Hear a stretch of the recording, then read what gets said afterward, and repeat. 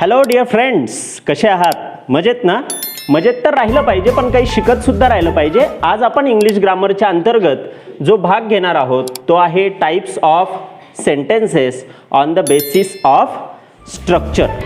Structure means Rachana.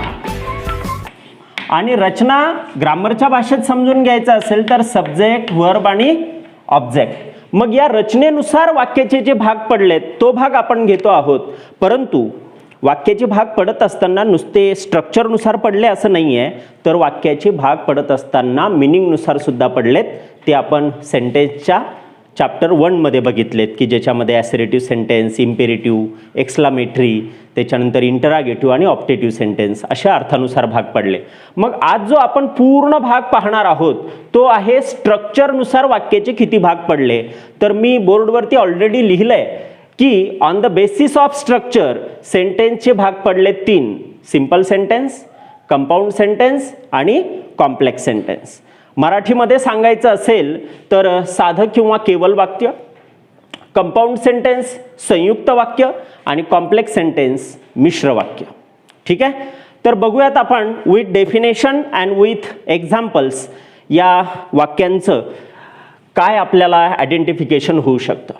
The first definition is here: when there is only one subject, verb and object is present in a sentence, then that sentence is called as simple sentence. Conjunction is not present in this sentence.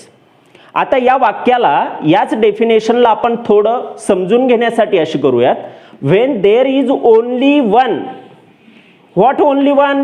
Only one subject, then only one verb and only one object is present in a sentence.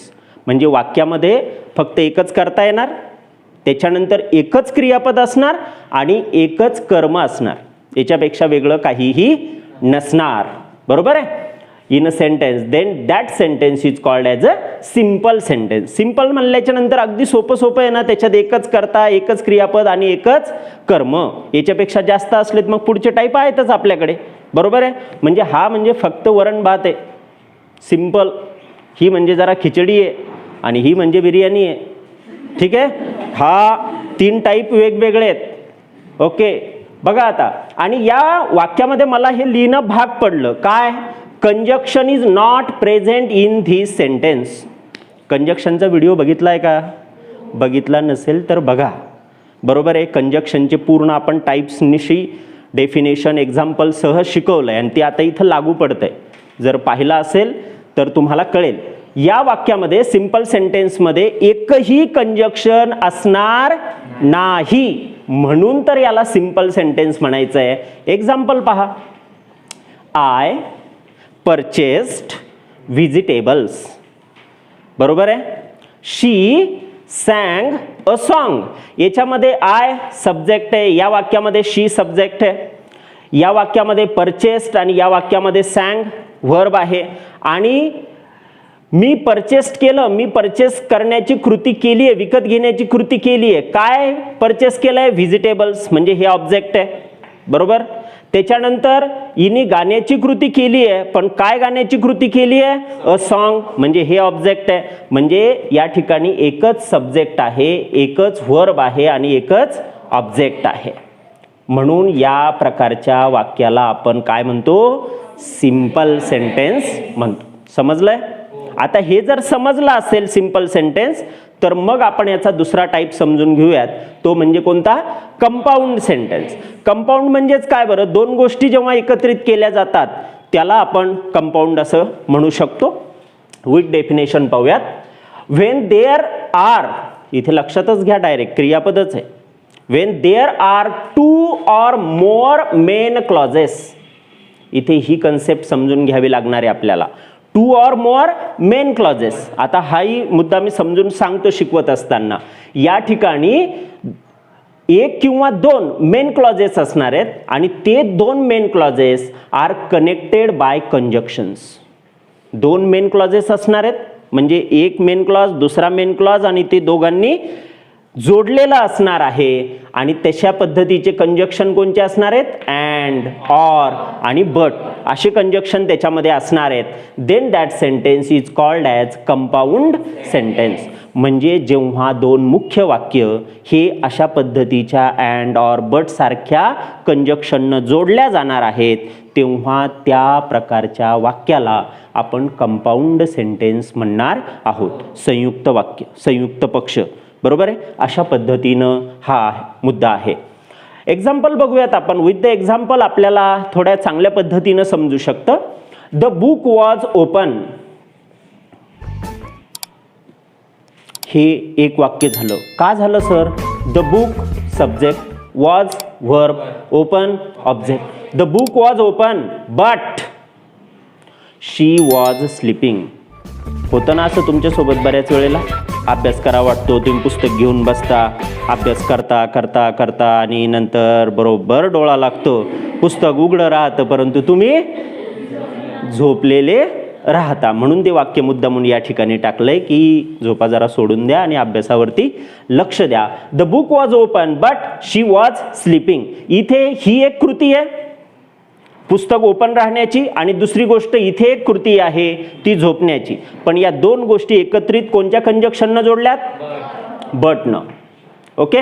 दुसरं वाक्य पहा. You must ईट, तू खाल्लंच पाहिजेस, नाहीतर. किंवा you cannot live, तू जगू शकणार नाहीस. म्हणजे या ठिकाणी हे एक वाक्य आणि या ठिकाणचं हे एक वाक्य, दोन मेन क्लॉजेस आहेत, बरोबर आहे. तुम्हाला मोजमाप करण्याचं तराजू माहिती आहे का? एकीकडे वजन असतं आणि एकीकडे आपण वस्तू टाकतो, परंतु जेव्हा आपण त्याला सेंटरला धरतो तर त्याची जी सुई असते ती आपल्याला बरोबर सेंटरला आणावी लागते ना, बरोबर आहे. तशाच पद्धतीनं वजन आणि इकडे वस्तू, तशा पद्धतीने इकडे एक वाक्य, इकडे एक वाक्य, आणि हे जे कंजक्शन आहेत ते त्यांना जोडण्याचं, संतुलित ठेवायचं काम करतात. म्हणून यांना कंपाऊंड सेंटेन्सेस असं म्हणतात. ही फेल इल, तो आजारी पडला, बरोबर आहे. अँड त्याच्यामुळं काय झालं, तो आजारी पडला, आणि ही had to stay at home, त्याला घरीच थांबावं लागलं. इथे सुद्धा हे दोन वाक्य आहेत.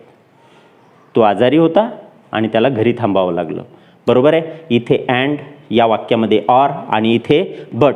अशा स्वरूपाचे वाक्य जर असले आणि दिसले, बरोबर आहे, परीक्षेत जरी आलं तर तात्काळ आपल्या लक्षात आलं पाहिजे की and, or, but, L, so असे कंजक्शन आहेत म्हणल्यावर हे वाक्य पहिल्यांदा कंपाऊंडचं आहे. आणि परीक्षेमध्ये नुसतं डेफिनेशन वगैरे नाही विचारत.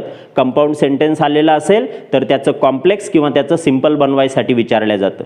म्हणून हे आपल्याला लक्षात घेणं नितांत गरजेचं आहे.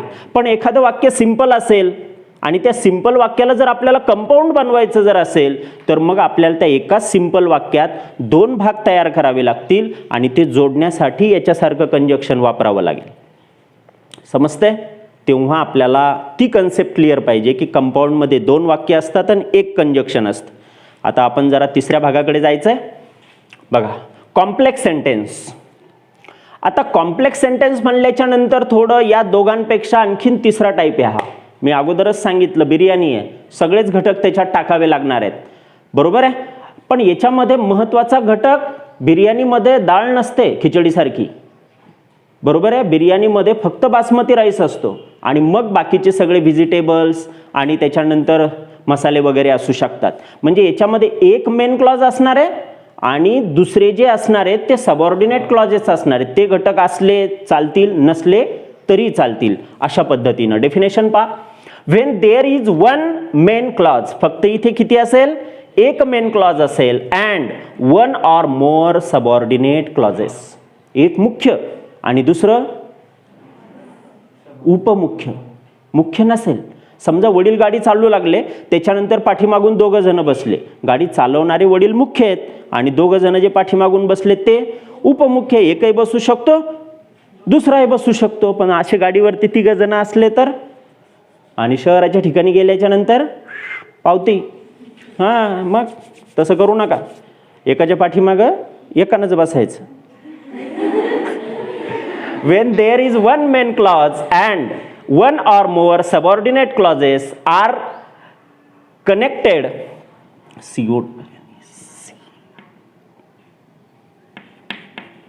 connected with complex conjunctions. आता या ठिकाणी कंजक्शनचा प्रकार सुद्धा कॉम्प्लेक्स कंजक्शनचा आहे. Then that sentences are called as complex sentences.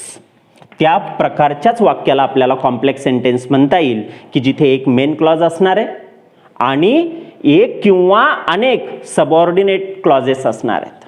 आता मेन क्लॉज आणि सबऑर्डिनेट क्लॉज ही कन्सेप्ट जर समजून घ्यायची असेल तर आपण त्याचाही सुद्धा एक विचार या ठिकाणी करूयात.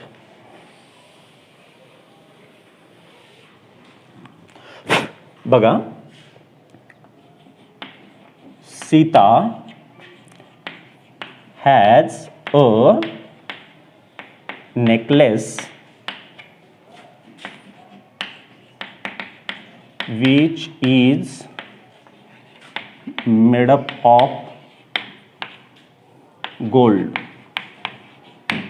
बघा आता मी तुम्हाला मेन क्लॉज आणि सबऑर्डिनेट क्लॉज याच्यामधला फरक सांगतो आहे. Sita has a necklace. Sita subject, has verb, a necklace object. Subject verb आणि ऑब्जेक्ट असेल तर ते मेन क्लॉज आहे, बरोबर आहे. नंतर पहा विच हे कंजक्शन आहे. Which is made up of gold, जे की सोन्याचं बनलेलं आहे.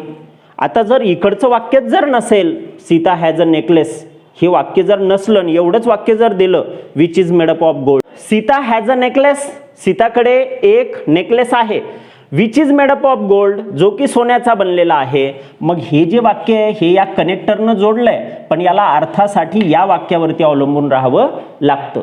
म्हणून जेव्हा वाक्याचा असा समुदाय असतो किंवा समूह असतो ज्याला स्वतःचा अर्थ असतो पण पूर्ण अर्थासाठी त्याला मुख्य वाक्यावर अवलंबून राहावं लागतं, त्याला सबऑर्डिनेट क्लॉज असं म्हणतात.